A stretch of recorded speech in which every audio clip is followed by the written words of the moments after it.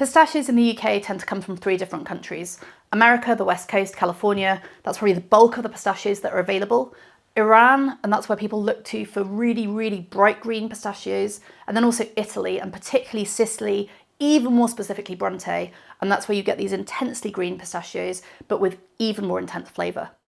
So firstly, it's these whole nuts, and you can see these are in their skins. These are probably Californian pistachios, and Californian pistachios are good all-round pistachios. They can have quite varied sizes and shapes. These ones are still in their skin, and you can see you get that purpley look. Lots of pistachio paste will come from Californian pistachios, and sometimes it's green, sometimes it's brown. It depends on the time of year of harvest, and it also can depend on the proportion of this skin that's in the nut paste itself. So these are the whole pistachios. They're lovely for sprinkling on things. They're often a little bit soft, and that's because they're not roasted. And so when you obviously get the snacking nuts, they're much more crunchy. As you get a little bit more decorative, that's when we get to recipes that have slivered pistachios.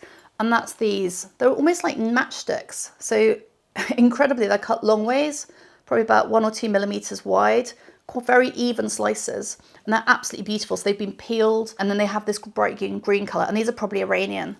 And when I taste them, there's not a huge amount of flavor, but they are incredibly beautiful. And then finally, these are nibbed pistachio, and that's these kind of fine, not ground at all, but again, they'll have a little bit of crunch. They have a lot of color. You can see a little bit of skin. So they've been partly peeled or mostly peeled, but there's still a little bit of that purplish skin remaining. And then you've got this bright green colour. And actually, I know these ones are from Sicily, probably the Bronte Pistachio from Periani. And I've tasted all of these comparatively, and these just have a completely different flavour to the other nuts. They're much, much, much more intense, much nuttier, much more of that pistachio flavour that you might get, you know, if you've eaten, I don't know, 20 shelled from a bag, you know, have a little mouthful of these and you'll get that kind of same level of flavour. So then onto pistachio paste. So pistachio paste can be really quite different depending on what you buy. If you're used to pistachio paste in desserts, pistachio flavoured ice cream, maybe you've bought pistachio paste from a catering company before, it'll often be very bright green, and that's probably because some of it's pistachio and most of it's almond, and pistachio is far more expensive than almond, and so many pistachio products are bulked up with that almond, and so they have this kind of almondy flavour, and so lots of people when they taste pistachio paste will think, this isn't so intense, because they're used to having that almond backdrop, and so just watch out for that, and when you taste true pistachio paste, you'll realise it's quite different, and it's a very different flavour. Pure pistachio paste can also be very variable, because it ranges from green to brown. It can have a different type of texture. It can be incredibly smooth, and almost oily in its texture, through to actually quite coarse. And again, there are cost differences in that. So when you have the more brown paste, sometimes it's the harvest, sometimes it's actually a high level of skin. And so one of these pistachio pots in front of me is called M2. That's a definition from the producer about what the level of skin is in the paste. You can see this one's a very low proportion of skin. It's this deep, intense green, and it's incredibly smooth. See, it's kind of thicker because over time pistachio paste will settle and separate, but over quite a long time, with kind of oil at the top and the solid at the bottom.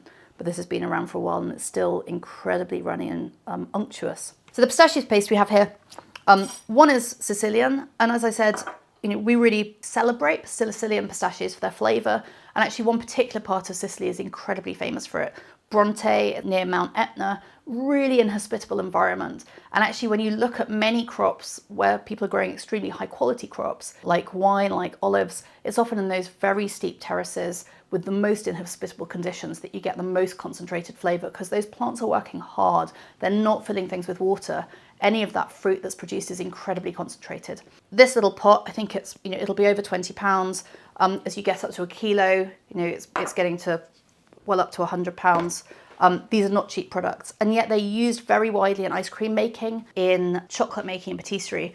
And actually when you look at things like the Dubai chocolate bar, which I'll open in a minute, is what's going to be in the centre of these. So that's the Dubai chocolate. This is one of the original ones.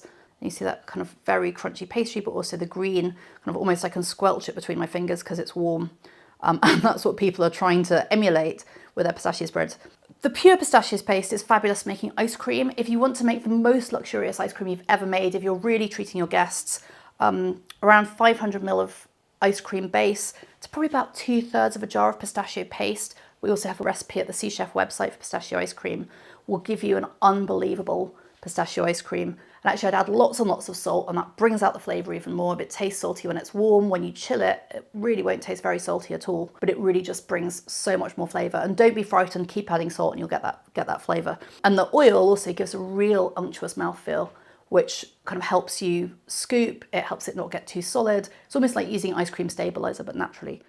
So I brought out some yogurt and some raspberries just to show how you might have it. If you didn't want to have something sweet and you didn't really want to make a dessert, just this pure nut paste like this will last a really long time, because even 1 teaspoon is quite phenomenal. I'm just going to show you that sprinkling. You can see that green contrast with the white yogurt.